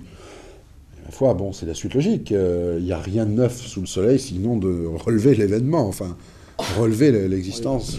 Je crois qu'il faut bien comprendre que le Parti socialiste d'avant 81, y ayant travaillé, j'étais quand même pas mal au courant, est effectivement un parti dominé par des idéologies. Et que le discours idéologique est forcément un discours où se mêlent l'idée généreuse et la démagogie. Et la Nouvelle-Calédonie, Mitterrand et Defer, ayant été les seuls dans cette époque qui participaient à des gouvernements, et dans le sens qu'on sait, il était difficile d'éviter les dérapages. Et c'est vrai qu'Alain Vivien joue un rôle très important pour rappeler les gens à la réalité, mais il a peu été entendu. Pour tas de raisons que tu as d'ailleurs dit, l'éloignement, etc., etc. Je crois aussi que, et tu n'as peut-être pas assez parlé, avant l'arrivée à 80, que là où nous sommes tous gauliens en France, c'est que nous estimons que les possessions dans le Pacifique sont d'un intérêt vital pour la France. Alors à tort ou à raison, moi j'ai mon opinion, mais c'est pas le lieu ici. Pour faire avancer le débat, mais c'est vrai que ça joue énormément, et je crois un peu plus, si tu me permets, mais on ne peut pas être d'accord, que la mission civilisatrice. Il me semble que dans le discours général des gens, le discours pur et dur politique disant nous devons être présents dans le Pacifique parce que le 21e siècle va jouer là, etc., etc., et nous avons des positions, il ne faut pas les abandonner, joue énormément. Alors, pour continuer sur cette analyse du PSA en 81, je rappelle quand même que n'étant pas un parti de gouvernement, le réveil a été pénible, tu l'as très bien décrit, et que le Premier ministre Hatchel, par contre, a toujours défendu l'idée que la politique, c'est l'art du possible. Bon, alors, qu'est-ce qui était possible en Nouvelle-Calédonie? Et je crois que là aussi, si tu passes sous silence un événement important de la reprise du pouvoir et de la nomination de Rocard, c'est qu'il a justement nommé là-bas, non pas une mission politique, mais une mission apolitique. Bon, je n'ignore pas qu'il y avait des gens comme Christian Blanc, mais enfin quand même, si vous voulez, le patron des maçons, le patron de la Fédération protestante de fer, des personnalités éminentes du catholicisme, c'était là. Et là aussi, si tu veux, je pense que tu sous-estimes le traumatisme d'UVA, c'était là des événements qui jouaient beaucoup. Alors, autant, si vous voulez, le discours de Nainville-les-Roches était marqué par l'idéologie dominante, le moine était un de ces idéologues du PS, autant les accords de Matignon, ça me paraît, moi, être le comble du réalisme et de la réelle politique. Mais plutôt pour ces raisons-là, nous voulons rester dans le Pacifique, et de toute façon, on ne peut pas faire autre chose, sinon c'est la guerre civile. Chibaou l'a compris, et alors là, si tu veux, l'envie de prendre la fleur, et ton discours sur Pense la fleur, moi je la prouve tout à fait, mais moi je me suis laissé dire, du côté protestant, je suis aussi protestant, que Stewart avait quand même constaté un véritable revirement, alors Dieu la manie, je ne sais pas quoi, mais une espèce de renaissance de quelque chose chez Lafleur qu'il estime sincère. Alors moi j'ai entendu cette année, je ne le tiens pas de la bouche de Jacques Stewart, mais alors est-ce que ça a joué, est-ce que c'est réel, est-ce que ça se confirme? Je n'en sais rien. Je n'en sais plus rien, puisque moi j'ai écouté Lafleur, je n'ai pas de... Bon. Mais ça explique bien quand même l'ambiance des accords de Matignon, avec un traumatisme sévère chez l'UVA, une menace de guerre civile très importante, bon. Et un Chibaou qui était quand même un leader complètement charismatique et auquel Rocard faisait confiance pour pousser le jeu de plus loin, d'où la position d'arbitre. Que moi là je défendrais assez volontiers, et je sais que tu n'es pas d'accord, c'est pas un premier débat qu'on a sur le... Alors enfin, si vous voulez, sur les suites de tout ça, bon, la disparition de Chibaou, effectivement, est un traumatisme terrible. Il ne faut pas oublier que maintenant, dans la position où nous sommes, on a finalement le choix entre la partition et l'indépendance. Il n'y a pas d'autre choix possible. Voilà la difficulté du jeu. Excuse-moi, mais il y a dans ton discours des épiphénomènes et des choses de fond sur lesquelles je voudrais répondre. Les épiphénomènes, je ne pense pas qu'il soit contradictoire de dire que Lafleur était sincère et y a vu son intérêt politique. Je pense qu'entre 1986 et 1988, Lafleur a joué son va-tout. C'est-à-dire que Lafleur a dit « je tiens toutes les rênes, et je fonce, et je lamine, et j'écrase ». Bon, arrive 1988, et pas divine surprise, mais catastrophe. Non seulement le FNLKS est capable de mettre l'île au bord de la guerre, mais en plus, le seul appui institutionnel de Lafleur s'écroule par la réélection de François Mitterrand. Lafleur, c'est un homme, comme vous, comme moi. C'est aussi un Calédonien. C'est un homme qui a ses racines sur ce terrain-là. Dès lors, ses amis politiques ont échoué. Il a échoué. Le FNLKS n'est pas mort. Et il a perdu tout appui institutionnel. Il n'y a pas de contradiction entre une démarche sincère de l'homme et cette réalité politique qui l'amène à bouger. Et je ne crois pas que ce soit Stewart ou d'autres rappellent ce propos, ne doit empêcher à la fois de mettre en doute cette sincérité-là, et à un doute aussi son intérêt politique de faire durer la situation et de préserver les pots cassés, limiter les pots cassés plus exactement, sur ce terrain. J'ai compris que ça allait un peu plus loin. Je suis d'accord avec toi, mais je pense pas que... c'est pas contradictoire. C'est ce que je veux dire. On peut avoir une nuance sur est-ce que c'est allé au degré 15 ou au degré 20, ouais. Mais ce n'est pas contradictoire entre les deux. Je suis prêt à accepter le discours qui dit on fait ce qu'on peut. Mais tu ne peux pas tenir le discours la politique, c'est l'art du possible, et dire en même temps il y a toujours cette vision de la présence française et des intérêts français. Parce que là, c'est plus la politique du possible. C'est la politique du possible au regard d'un présupposé politique qui est la présence française et les intérêts français. Alors, moi là-dessus, j'ai une position qui va peut-être surprendre certains, qui est pas neuve, hein, j'ai toujours défendu. Personnellement, je pense que la France peut avoir un rôle à jouer. Et je pense que nous n'avons pas à rougir de ce que la France ait un rôle à jouer. Sous deux réserves. Pour reprendre mon propos antérieur, si c'est le discours de Cancun, pour faire vite, et pas autre chose, et sous une seconde réserve, c'est pas n'importe comment et à n'importe quel prix. Et d'ailleurs, ce serait incompatible avec le dit discours. Ça veut dire que je pense que la France peut avoir un rôle à jouer au regard d'une certaine vision de la politique mondiale et de ce que peut être la démocratie, les rapports Nord-Sud, etc. Je ne vais pas plus loin, vous pouvez imaginer ce que je pense sur ce terrain. Et dans le cadre d'une politique qui comprenne que ce n'est pas forcément maintenant le pavillon français, que les intérêts français, qui font de nous, par nos confettis, la deuxième puissance ou la troisième puissance maritime mondiale, se maintiendront dans le monde, parce que je ne pense pas qu'on maintienne indéfiniment des intérêts par un rapport de force, fut-il amoindri. Et en ce sens-là, on ne peut pas tenir le discours « la politique, c'est l'art du possible », dès lors que l'on pose comme prémisse une analyse politique qui est éminemment contestable dans son contenu aujourd'hui. Deuxième divergence, alors là, à mon avis de fond, enfin, de fond, plus un épiphénomène, non, de fond, d'abord. Deuxième divergence de fond. On n'arbitre que ce qui est égal. On arbitre deux équipes de foot égales. On n'organise pas, sauf dans la Coupe de France, et encore, des matchs de troisième division, de division d'honneur avec des équipes de première division. Qu'est-ce que ça veut dire être en position d'arbitre dans une situation que tu définis toi-même comme étant inégalitaire? L'arbitre est celui qui rétablit l'équilibre et qui fait respecter les règles du jeu. Les règles du jeu n'ont jamais été respectées en Nouvelle-Calédonie, non seulement en raison de la situation coloniale, mais parce que l'État n'a jamais su s'y faire respecter. Je me souviens d'un entretien avec Pierre Jox lorsqu'il a eu le dossier, il a hérité du dossier après Edgar Pisani, et qui a quand même été quelque peu surpris d'entendre un avocat du FNLKS, qui dans le secret de son cabinet, et à la question « Qu'est-ce que vous pensez qu'on doit faire ?», lui dit « Monsieur le ministre de l'Intérieur, rétablir l'autorité de l'État ». Ça voulait dire à ce moment-là rétablir l'autorité d'un État impartial et d'un État non seulement impartial, mais qui rétablisse l'équilibre.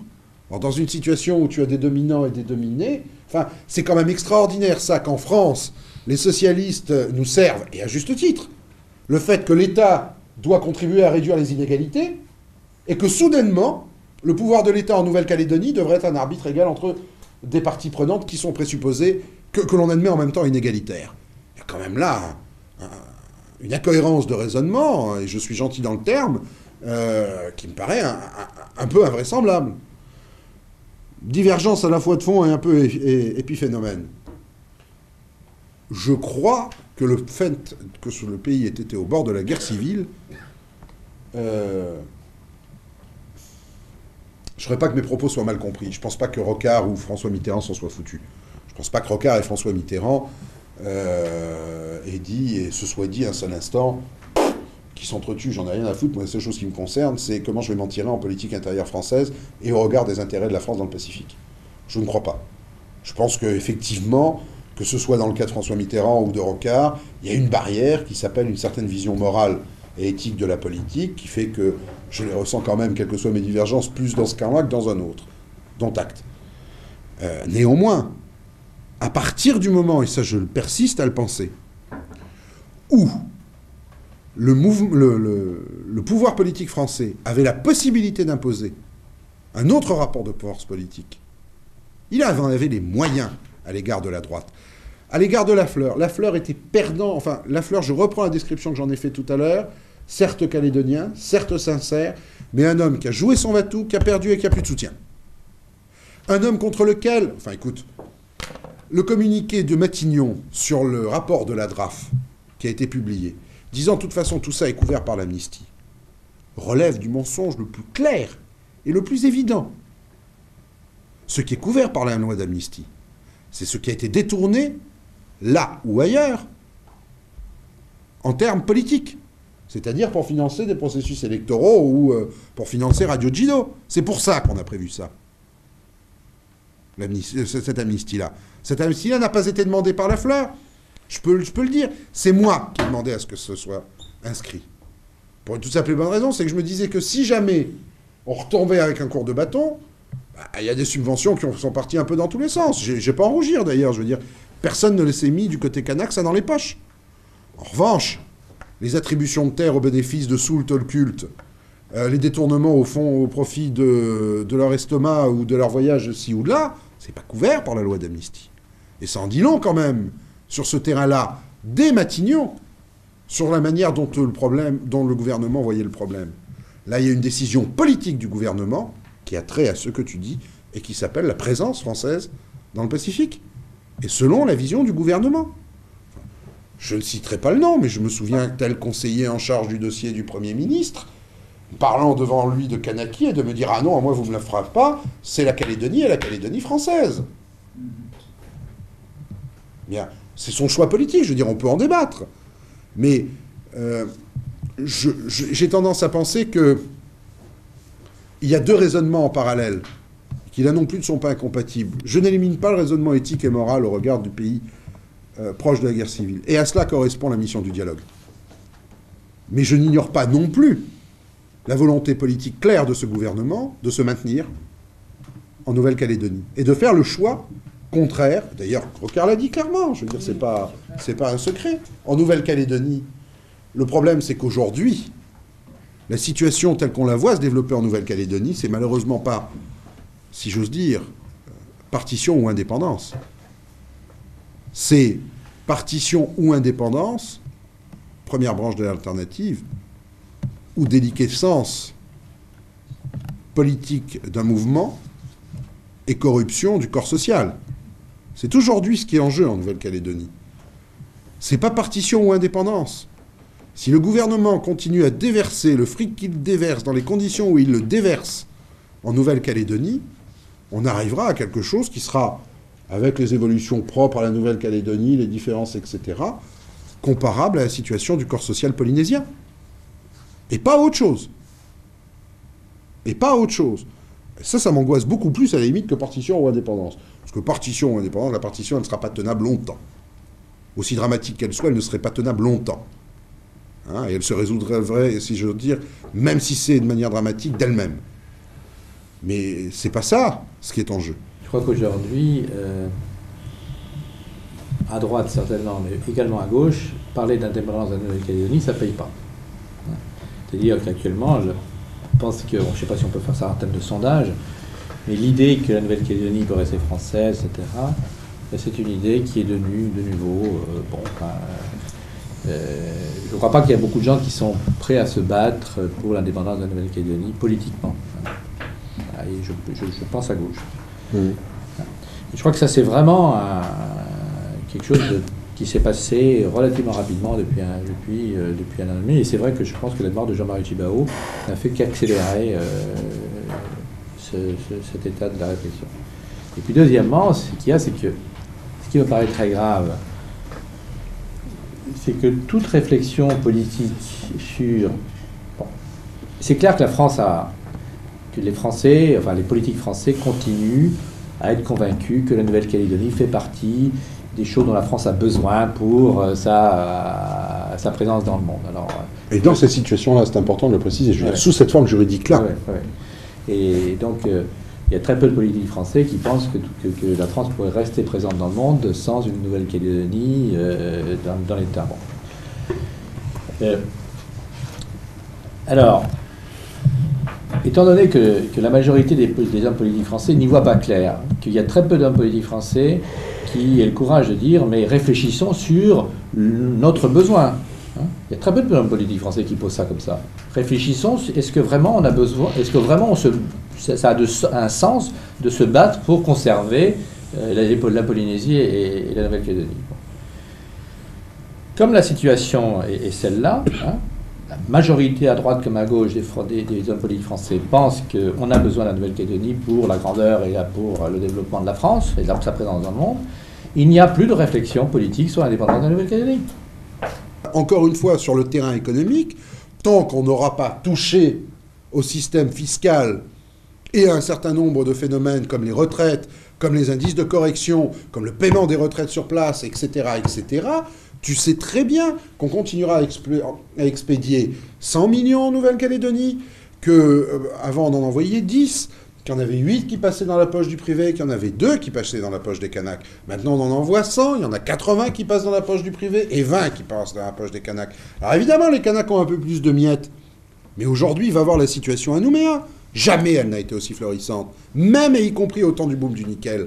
Jamais le marché immobilier n'a autant pris d'ampleur de manière aussi artificielle qu'en Nouvelle-Calédonie aujourd'hui. Jamais les projets ont été aussi importants, y compris du côté européen. C'est pas pour rien si aujourd'hui la Fleur vient de lancer ses premières sociétés d'économie mixte en matière de développement touristique et de formation. C'est qu'il s'en sent les moyens non seulement politiques et économiques. Il vit toujours dans son cocon économique. Aucune remise en cause n'a été faite sur ce point-là. Ce registre-là, on a dit, on va en donner plus aux Kanaks, ça rétablira l'équilibre. Mais c'est quand même avoir une singulière vision pseudo-angélique là-dessus, alors que l'on sait que le système est fait pour renvoyer l'argent aux plus riches. Encore une fois, je reprends cette image. On dit ça tous les jours, à propos du rôle de l'État en France. Soudainement, ça ne donnerait pas exact parce que c'est à 20 000 kilomètres. Alors, je connaissais la vieille histoire qui consiste à dire, vous me prenez un 747 de métropolitain, vous les envoyez à la Tontouta, il y a 50% de gens de gauche, 50% de gens de droite dans le Boeing, ils arrivent à la Tontouta, il y a déjà 65% de gens de droite et plus de 35% de gens de gauche, ils font la route jusqu'à Nouméa, il y a 90% de gens de droite et 10% de gens de gauche, mais ce que je ne savais pas, c'est que ça avait un effet rétro sur la politique du gouvernement français. Ça, c'est nouveau quand même. En général, c'est quand on y va, là, c'est quand on revient. C'est quand même un peu singulier.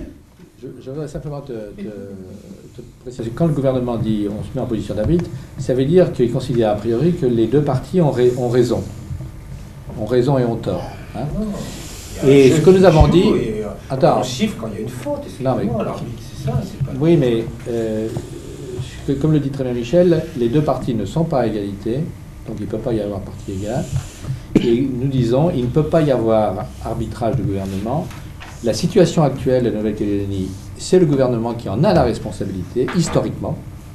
Et politiquement aujourd'hui. Et politiquement par les accords de et Matignon. Donc aujourd'hui, on ne peut pas se contenter de dire on arbitre et cette affaire-là, c'est une affaire des Kanaks et des Caldoches. Le gouvernement doit prendre position, et en particulier, est-ce que le gouvernement est prêt à décoloniser ? On parlera d'indépendance après, mais est-ce que le gouvernement est prêt à décoloniser ? Un tome, c'est expressément prévu par la Constitution. Expressément. C'est le droit le plus régalien du Parlement que de modifier les conditions d'application des lois françaises en Nouvelle-Calédonie. Ce ne résulte que d'une volonté politique. Justement, tu vois bien que politiquement, c'est bien pour l'instant. Non, politiquement, il n'y a pas cette volonté politique. Je m'excuse, si au moment des accords de Matignon, on avait dit un certain nombre de choses, on n'avait pas dit amène au diktat de la Fleur sur le plan fiscal, on n'en serait peut-être pas là. Je voudrais quand même te signaler, au cas où tu... Enfin, on va peut-être arrêter ça. Non, quand même, un point précis quand même. C'est-à-dire qu'on peut renvoyer 80% du conseil municipal de Nouméa en correctionnel et les rendre inéligibles à vie. Ça se fait demain. Il ne dépend que de la volonté politique du gouvernement de le faire. Alors, de deux choses l'une. Ou, au moment des accords de Matignon, le gouvernement ne le savait pas. Pourtant, c'est Dieu sait, pas faute de lui avoir dit et de lui avoir fourni des éléments. Et il y a quand même là-dessus un aveuglement qui devient quasi volontaire. Ou alors, c'est qu'il ne le voulait pas. Comme d'ailleurs, ses prédécesseurs l'avaient fait. Emmanueli avait refusé de poursuivre Larocque, qui était en même temps PDG de Ballande, etc. Les délits de concussion, de prévarication, d'ingérence, il y en a en quantité astronomique. Sans même atteindre les degrés du rapport de la DRAF. Là, je te parle de la quotidienneté de la gestion. C'est-à-dire que, je m'excuse, mais... ce genre de réflexion dont j'ai horreur. Mais si j'avais été Premier ministre, j'aurais quand même eu un jour envie de prendre la Fleur par le cou et lui dire « Dis Jaco, alors où on trouve une solution, où je renvoie tout le monde en correctionnel, et je sors tout ça sur la place publique ?» C'est pas non plus scandaleux, dans la mesure où c'est vrai. Bon, pourtant, là-dessus, il n'y a pas eu de volonté politique de le faire. Bien plus, quand le rapport de la DRAF est sorti, on s'est empressé de rassurer en disant tout ça c'est couvert par l'amnistie. Même si c'est pas vrai, sous-entendu, il y aura pas de poursuite. Je suis bien d'accord avec vous. L'arrière-pensée qu'il y a des intérêts français majeurs qui font qu'on n'a pas le droit de courir à l'indépendance pure et simple en tout cas, et que l'indépendance, si elle a lieu, il faut la préparer de telle façon qu'on garde toutes ses billes. Ça, c'est bien sûr. Et donc, on y va, il y a des présupposés au départ. C'est vraiment quand on l'a eu sur le terrain, le sujet, qu'on a commencé à s'en préoccuper. Hein. Pourtant, c'est pas faute d'avoir dit mais oui, il sera boycotté le plan Lemoine, oui. Non, Jean-Marie Tjibaou ne tient pas tellement que ça à Mélanésia 2000 pour ne pas boycotter le plan Lemoine, puisque c'était ce que Lemoine disait là-dessus. Mais qu'on soit en 81 ou qu'on soit en 88, il y a eu 2 instants politiques où le gouvernement avait la possibilité d'agir. En 81, à sa décharge, il venait d'arriver au pouvoir.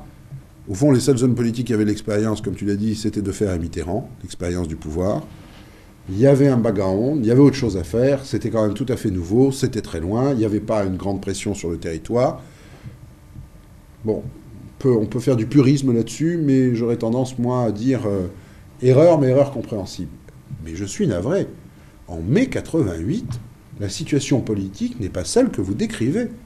En mai 88, le gouvernement a le rapport de force politique lui permettant de casser les reins, pour parler clair, à la droite locale. Il en a le rapport de force politique. Et il ne le fait pas. Et là, c'est tout à fait volontaire de sa part. Ce n'est pas la peur de ne pas avoir de majorité ou autre. C'est la volonté politique de faire prédominer l'idée qu'il a des intérêts de la France. Si effectivement on s'était borné à l'expérience de 81, je pourrais faire crédit à cette pensée-là, à votre pensée. Mais en mai 88, je suis navré, il en a la possibilité politique, il en a le rapport de force. L'échec de la droite est total, il n'a fini par aboutir qu'à du sang, qu'à une guerre civile, qu'à 19 morts dans des conditions invraisemblables qui finissent par ne plus tromper personne, que ce soit de droite ou de gauche. Personne d'ailleurs à droite ne viendra au secours de Bernard Pons, qui s'évertuera dans des gesticulations ridicules pour se justifier. Il en a parfaitement la possibilité. Et il ne le fait pas. Serait-ce par pusillanimité ? À la limite, à ce moment-là, j'aurais envie de reprendre ce que disait Jaurès à la tribune de l'Assemblée à Méline à propos de l'affaire Dreyfus.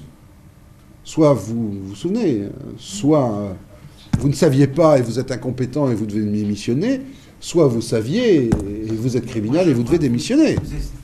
Pourquoi est-ce qu'après 30 ans d'histoire de décolonisation, la France a tellement de mal à terminer ? Parce qu'il y a eu quand même, on a commencé en 1950, Mendes France a été un des premiers à lâcher l'Indochine, puis ensuite à lâcher la Tunisie et le Maroc, etc. Bon. Et puis l'Indochine, ça a été épouvantable, la Tunisie et le Maroc, ça s'est fait, disons, relativement en souplesse, puis ensuite il y a eu l'Afrique noire, bon... Enfin, je veux dire, le phénomène d'indépendance. Ensuite, tout ce qui est... Bon, l'Algérie, ça a été un drame épouvantable.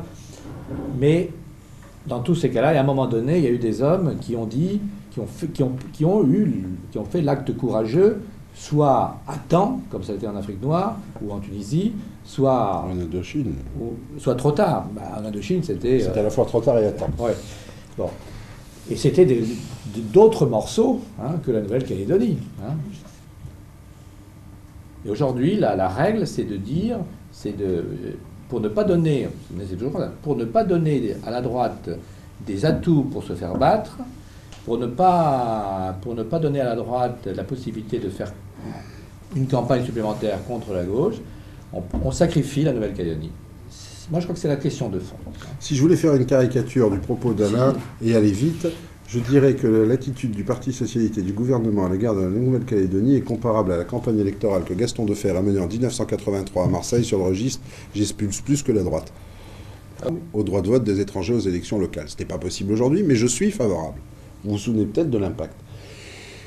Le Premier ministre est venu au dernier congrès de la Ligue des droits de l'homme. Il est arrivé sous un tonnerre d'applaudissements. Il est parti sous quelques applaudissements polis de la salle assise. Il n'avait pas dit un mot sur un sujet effectivement qui nous préoccupe à nous beaucoup, sur les étrangers, sur ce terrain-là. Tout ce qu'il a trouvé à dire, c'est quand même au bout de 6 mois ou d'un an de gestion, en disant franchement, c'est pas un sujet à l'ordre du jour, sans même dire d'ailleurs s'il était pour ou était contre, il a fini par le dire, mais bien après, c'est pas un sujet, ceux qui le posent sont des jetés gauchistes, ou des trotskistes haineux, pour reprendre une autre formule, là-dessus. Alors, j'ai pas vraiment envie de personnaliser le débat en sachant si Rocard est courageux ou pas courageux, ou ainsi de suite. Moi, j'ai envie de raisonner purement et simplement en termes politiques. Je suis contraint de constater, que ce soit sur ce terrain-là, hein, j'élargis, ou sur le reste, la volonté politique de ce gouvernement, et c'est un euphémisme, n'est pas claire. Je ne sais pas ce que ce gouvernement veut. Je ne sais pas où il va, et je n'ai pas l'impression qu'il ait le moindre squelette politique. Et y compris le Premier ministre. Comme le dit Michel, je crois que, sans personnaliser les choses, actuellement, dans la gauche, et en particulier au Parti Socialiste, en ce qui concerne la Nouvelle-Calédonie, ou bien on ne sait plus très bien ce qu'ils pensent, hein, ou bien leur tendance, c'est de penser un peu comme tout le monde. Hein, c'est-à-dire, essayons de faire en sorte que la Nouvelle-Calédonie, la situation des Kanaks s'améliore, mais qu'elle reste dépendante. Hein. Bon. C'est-à-dire que la démarche de Rocard de ne pas nous emmener à l'enterrement de Jean-Marie Tjibaou est quand même tout à fait révélatrice d'un certain comportement à la fois politique et humain. Et sur ce terrain-là, je ne te cache pas qu'à titre personnel, je ne suis pas prêt à lui pardonner. En France, il y a notre problème à nous. Hein. Oui. Et je pense que notre problème, malheureusement, il n'est pas indépendant de la vacuité idéologique générale qui prédomine aujourd'hui. Bon, qu'Alain a caractérisé au niveau du Parti Socialiste, qu'on pourrait grosso modo caractériser à tous les niveaux. Je veux dire que personne ne sait très bien où on en est, et y compris au regard de l'absence aujourd'hui de leader et d'avancée du monde kanak. C'est évident. Bon, alors, je pense qu'il faut que les choses se maintiennent, qu'il faut que les choses se poursuivent. Je pense que l'initiative Solidarité Kanaki lancée par Alban est quelque chose de tout à fait positif. Et je pense qu'il faut continuer là-dessus, notre petit bonhomme de chemin, ou nous, au comité de réflexion sur ce terrain-là. En Calédonie, il n'y a toujours pas de troisième force. Je veux dire que là-dessus, la solution, on la voit bien. Enfin, on a bien vu comment ça a évolué. Enfin, je vois autour de moi les Européens,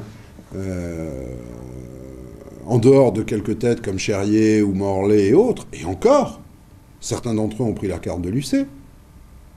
Hein ?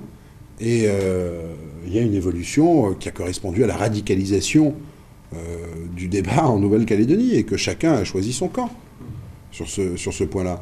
Ça, c'est un reproche que je fais au gouvernement, c'est qu'il a beaucoup parlé de troisième force, mais qu'il n'a pas donné les moyens à cette troisième force de s'exprimer. À mon avis, elle était de toute façon illusoire. Hein, mais elle aurait pu servir au moins à détacher un certain nombre d'Européens, ou de non-Kanaks en général, qui se sentaient mal à l'aise dans les bottes Lafleur, ou a fortiori dans les bottes extrême droite, mais y compris dans les bottes Lafleur, et qui ne pouvaient pas parler. Mais qui ne pouvaient pas physiquement parler.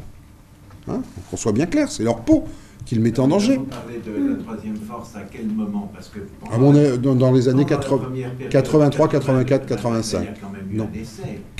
À partir de 84, 85, oui, mais à mon avis, c'était un essai. C'était un essai de jeu politique métropolitain dans une situation qui n'allait pas au jeu politique métropolitain. Et je dois dire qu'aujourd'hui, s'il y a une chose qui est frappante en Calédonie, c'est l'écœurement et la désillusion de ces gens-là. C'est l'écœurement et la désillusion de tous ces gens qui ont investi soit sur un registre troisième force, soit aux côtés des Kanaks. Je ne parle pas de ceux qui sont complètement investis dans le FNLKS, hein, ou à côté des Kanaks, et qui sont, mais alors littéralement, écœurés du comportement du gouvernement et de ses représentants sur le territoire, y compris à titre personnel, parce que là on est bien obligé d'y rentrer, il n'y a que 170 000 personnes, hein. C'est-à-dire des gens qu'on n'a toujours pas sortis du placard, parce que ça fait de la peine à M. Lafleur. Je peux te donner 10 noms comme ça. Des procès qui sont en cours encore devant le tribunal administratif, comme le licenciement du directeur de l'ESSEF, Mir, où je me suis entendu répondre par le haut commissariat, on voudrait bien payer, vous êtes d'accord, c'est complètement illégal, mais Jacques Lafleur ne veut pas, il lui en veut trop.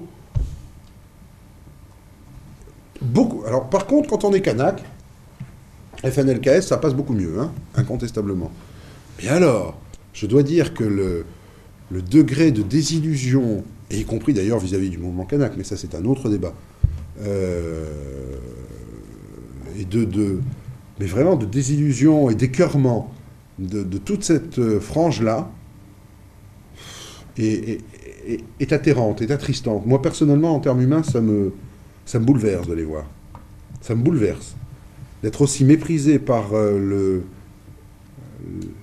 la politique du réel, et à mon avis fort mal comprise dans le cas d'espèce, est tout à fait étonnant. Alors maintenant, dire comment ça va évoluer en 92... Moi, je suis pas prêt à prendre des paris. Hein. Je sais plus. Honnêtement, je sais plus. J'évolue entre le retour à des incidents, à une espèce d'avachissement généralisé dû à ce déferlement d'argent là-dessus. Je sais pas.